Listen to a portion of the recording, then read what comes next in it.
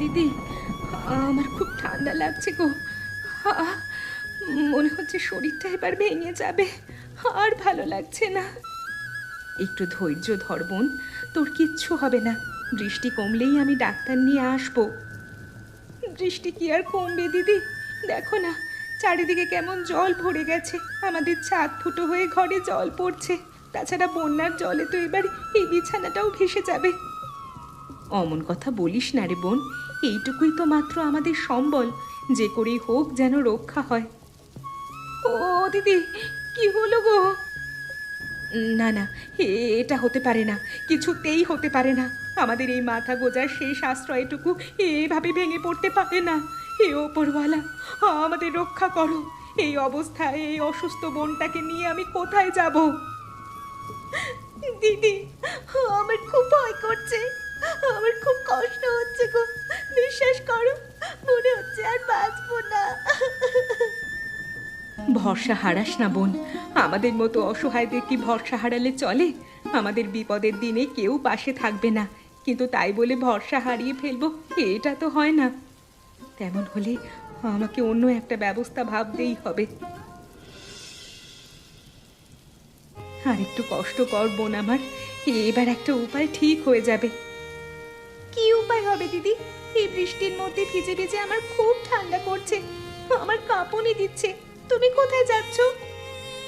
এই দেখ না, সামনে হরদয়াল কাকুর বাড়ি। ওদের পাকা বাড়ির দরজায় নিশ্চয়ই আমাদের জন্য খুলে দেবে। তাহলে তো খুব ভালো হবে।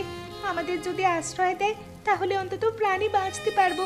কিন্তু ওরা কি আমাদের থাকতে দেবে? দেখবি, আমাদের মতো অসহায় মানুষদের গ্রহণ না করে পারবেন না। মানুষের শরীরে দয়া মায়া বলেই তো একটা কথা আছে, সেটুকুই ভরসা আমাদের। তাহলে একটু তাড়াতাড়ি চলো, আমি তো আর কষ্ট সহ্য করতে পারছি না।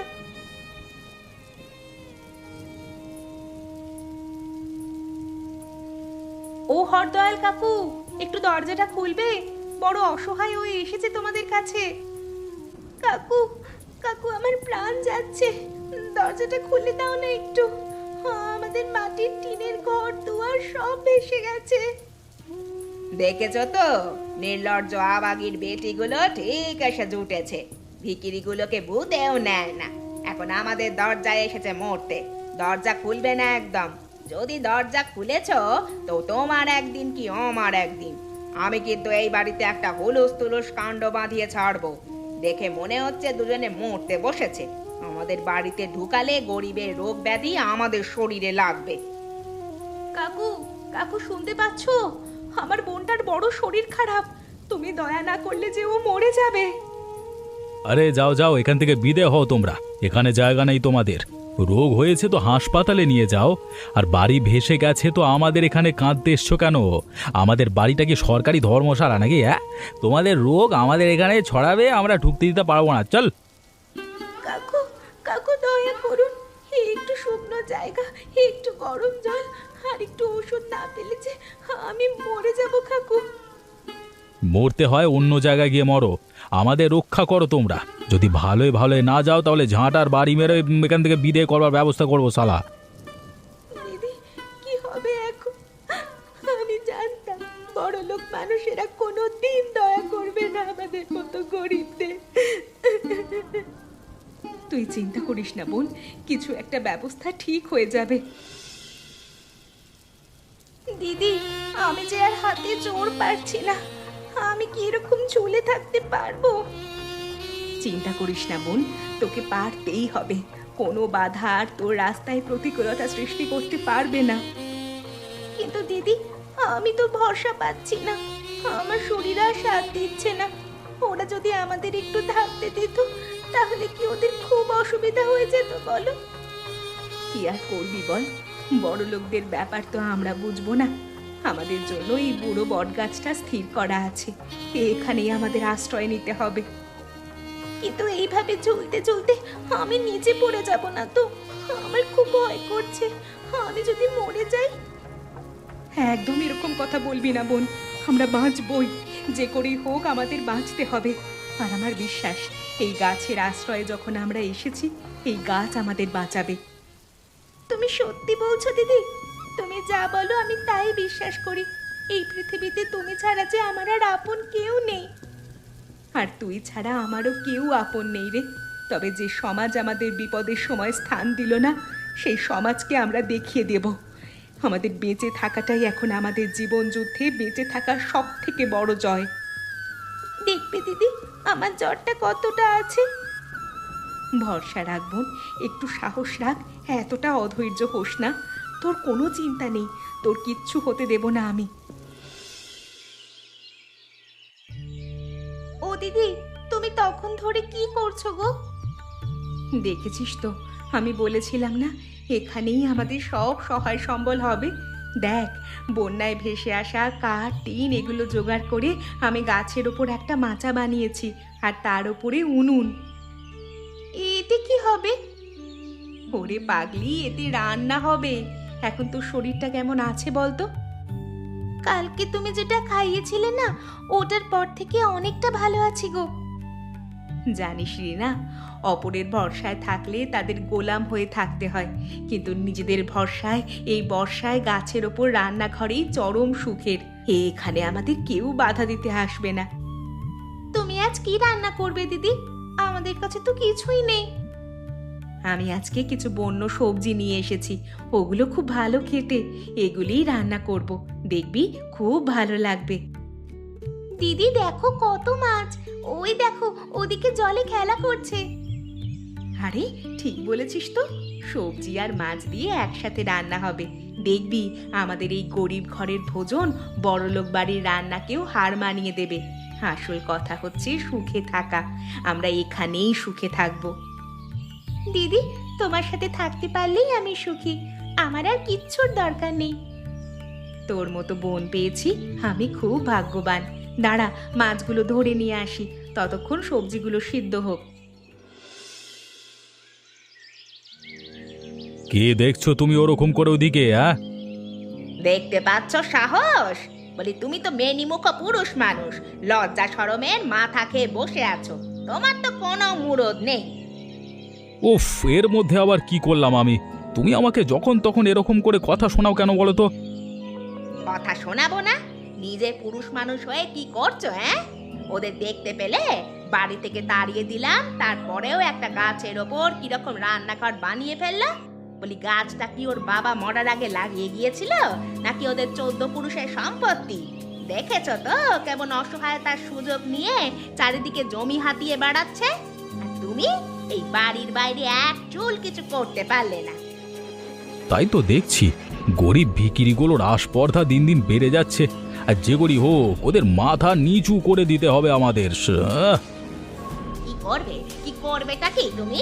তুমি তো পারলে ওদেরকে ঘরে এনে নিজের বিছানায় শুইয়ে নিজে রাস্তায় বেরিয়ে যেতে। একবার ভেবে দেখো সেদিন কি আমাদের বাড়িতে থাকতে দিলে কি হতো। এতক্ষণ আমাদের বাড়িটাকে ওই বস্তি বাড়ি বানিয়ে ছাড়তো।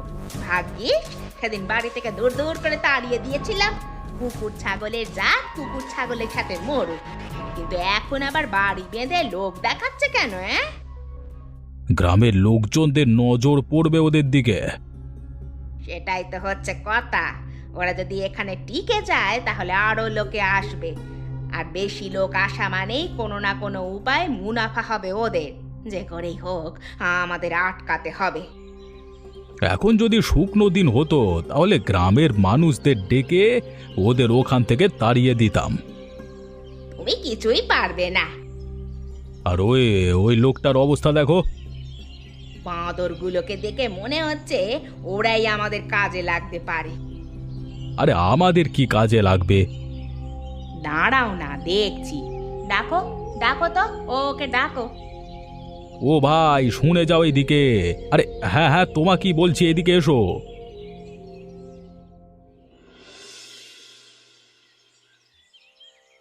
মাই বাপ, দয়া করুন। এই অসহায় প্রাণীগুলোকে নিয়ে আমি বড় অসুবিধার মধ্যে পড়েছি। অনেক দূর থেকে আপনাদের বাড়িটা লক্ষ্য করেছি, কিন্তু আসার সাহস পাচ্ছিলাম না। আপনি ডাকলেন তাই এলাম। দয়া করে আমাকে কৃপা করুন।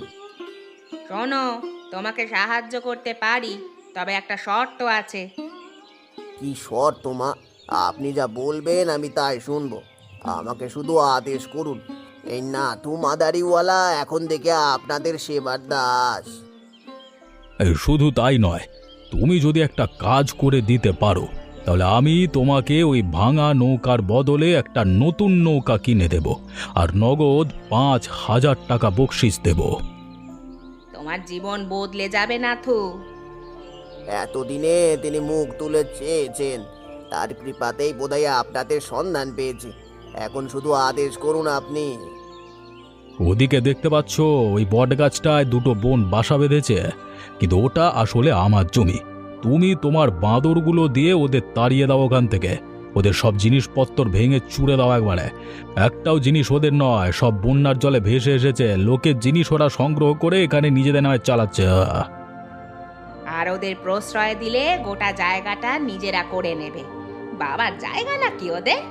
তোমার এই বাঁদরগুলো দেখছি বেশ হিংস্র জাতের।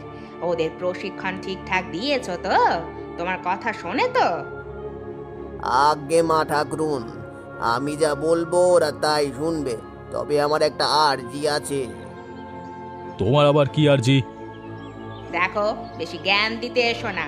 তুমি গরিব মানুষ, আমরা তোমাকে ডেকে নিয়ে এসে সাহায্য করছি, এটাই তোমার জন্য যথেষ্ট পাওয়া। এ তো হক কথাই বলেছেন, কিন্তু অগ্রিম আমার 1,000 টাকা চাই। এক নয়, আমি 1,500 টাকা দেব। আর কাজ মিটে গেলে বাকি টাকা সঙ্গে তোমার নতুন নৌকা সব পাবে। তুমি শুধু কাজটা ঠিক করে করে দাও। মনে রাখবে কিন্তু, ওই বোনেরা যেন একেবারে নাস্তানাবুদ হয়ে যায়।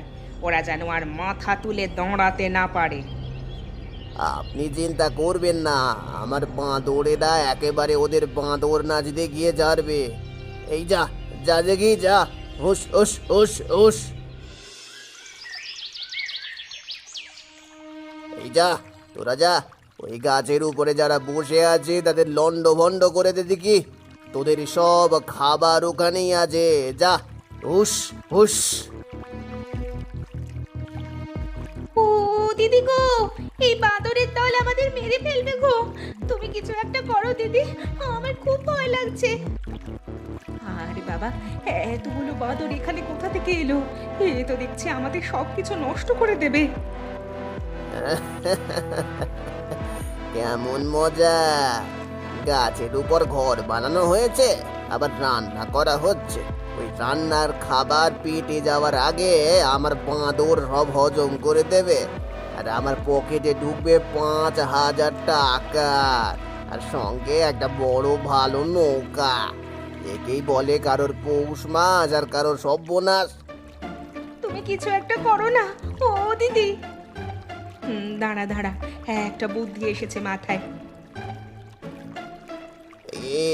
এটা কি করছে রে বাবা ধাড়ি মেয়েটা? দিদি, তুমি ওদের খাবার খাওয়াচ্ছ কেন? দেখ না কি হয়। এসো বাছা, তোমাদের খিদে পেয়েছে, তোমরা যত্ন করে খাও, যত ইচ্ছা খাও। যা সালা, এই জন্য এরা সব হারিয়ে গাছের উপরে ঘর বানাতে পেরেছে। এদের বুদ্ধি তো একেবারে গাছের মগ ডালের মতো চরম। আমার টাকা মনে হচ্ছে হাত ফসকে গেল রে। আমার মতো হিংস্র বাঁদরের দলকে এরা শেষ পর্যন্ত পোষ মানিয়ে ফেললো। ও দিদি, খাচ্ছে গো, আর একটু দেবো? হ্যাঁ হ্যাঁ দে, আমাদের তো খাওয়া হয়ে গেছে, বাকি খাবার নষ্ট হবে, তাই এদেরই দিয়ে দে। এরা আর অত্যাচার করবে না আমাদের ওপর। একদিক দিয়ে ভালোই হয়েছে দিদি, বাঁদরগুলো এখন আমাদের দলে হয়ে গেছে। ওরা এই গাছের আশেপাশেই থাকবে, আর আমরা প্রতিদিন কিছু না কিছু খাওয়াবো, আর ওরাও আমাদের জন্য ফুল ফল সংগ্রহ করে আনবে। সঙ্গে এই বন্যায় সাপ খুব গাছে উঠলে বাঁদরগুলো ওদের তাড়িয়ে দেবে। কি মজা! আজ তো আমি এদের খেলা সব শেষ করে দেব। অনেক হয়েছে। যাদেরকে আমি ঘরে ঢুকতে দিইনি তারা কিনা এখানে শান্তিতে ঘুমিয়ে রয়েছে, আর ওই শয়তান নাথুর বাচ্চা নিজের বাঁদরগুলোকে এদের কাছে পোষ মানিয়েছে। হ্যাঁ, ওকে আমি মুড়ো ঝাঁটার বাড়ি মেরে গ্রাম থেকে যদি না তাড়াতে পেরেছি, তবে আমার নামও কৌশল্যা নয়। আমার নামে এই গ্রাম বাঁদর নাচে, আর আমাকে নাথুর বাচ্চা দেখাতে এসেছে বাঁদরের খেলা। মালটা নিশ্চিন্তে কেটে পড়েছে, জানে ওর বাঁদরগুলো এখন নিশ্চিন্তে খাওয়া দাওয়া করছে, শান্তিতে আছে। নিজে আবার দেখো কার বাড়িতে গিয়ে জুটেছে। ওর জটার মাথায় আমি ঝাঁটার বাড়ি মারবো, দেখো না, একটু জলটা কমতে দাও, ওকে আমি ঠিক খুঁজে বার করব। তবে আমাদের এখন আর কাজটা ঠিকঠাক করে করতে হবে, খুব সাবধানে। তুমি একদম নিশ্চিন্তে থাকবে, মেয়েগুলো এখন ঘুমোচ্ছে, আর রাতের বেলায় বাঁদরের দল কিছু করতে পারে না। শুধু তাই নয়, রাতের বেলায় ওদের রাগিয়ে দিলে ওরা হাতের কাছে যাকে পাবে তাকে ছিঁড়ে খাবে। আর এখন হাতের কাছে ওদের ওই 2 বোন আছে। ওদেরকে ছিঁড়ে খেয়ে আজকে শেষ করে ফেললে কালকে আমাদের দুটো দিক বজায় থাকবে। আরে প্রথম কথা, ওই শয়তানটাকে কোনো টাকা পয়সা দিতে হবে না, আর আমাদের কাজও হয়ে যাবে। চলো চলো, আর বেশি কথা বলে লাভ নেই, কাজে লেগে পড়ো।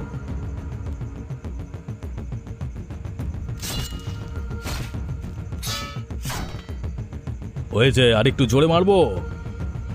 তোমার বুদ্ধিটা কি আরো মোটা হয়ে যাচ্ছে নাকি?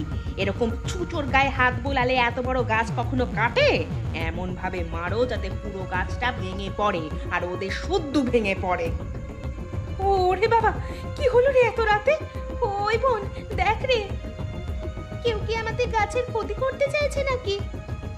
ওরে বাবা, এরা তো এদিকে আসছে তেরে। হ্যাঁ বাবা, পালাও পালাও, আমাদেরকে ছিঁড়ে খাবে। ওরে বাপ, ওরে বাপ, এবার আমার বউ নির্ঘাত বলবে বাঁদরেও আমাকে ছাড়ে না, আমি বাঁদরের থেকে অধম রে বাবা।